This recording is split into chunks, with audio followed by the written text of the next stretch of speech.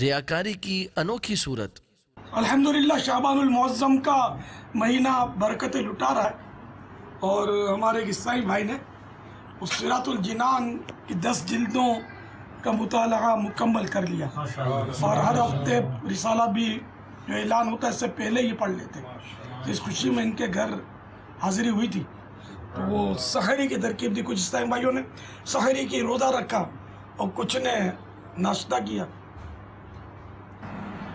یا سیدی، یہ سوال عرض یہ ہے کہ جب دستر پر بیٹھے ہوں اور سحری کا وقت ختم ہو جائے، اب بعض اسلامی بھائی جو ہیں جن کی روزے کی نیت ہے، بعضوں کی نہیں ہے، تو جن کی نیت نہیں ہے ان کا بھی ہاتھ روک لینا کہ اور اسلامی بھائیوں کے ساتھ مل کے، حالانکہ روزے کی نیت نہیں ہے پھر بھی ہاتھ روک لینا، یہ کیسا؟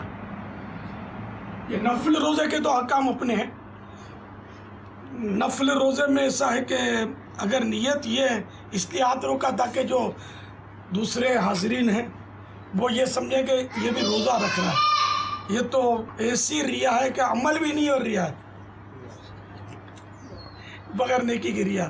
تو یہ تو اگر اس نیت سے روکا ہے تو گناہ گار ہوگا ظاہر ہے کہ ریاکار ہے۔ تو ایسے موقع پر تو احتیاط تو اس میں ہے کہ بندہ جان بوجھ کر کھائے سحری کا وقت ختم ہونے کے بعد، تاکہ لوگوں کو مطلب یہ خیال بھی نہ ہو کہ یہ روزہ رکھا ہے، اس نے بچنا چاہیے اگر ریا پیدا نہ ہو۔ واللہ تعالی اعلم ورسولہ اعلم عز وجل، وصلی اللہ تعالی علیہ وآلہ وسلم۔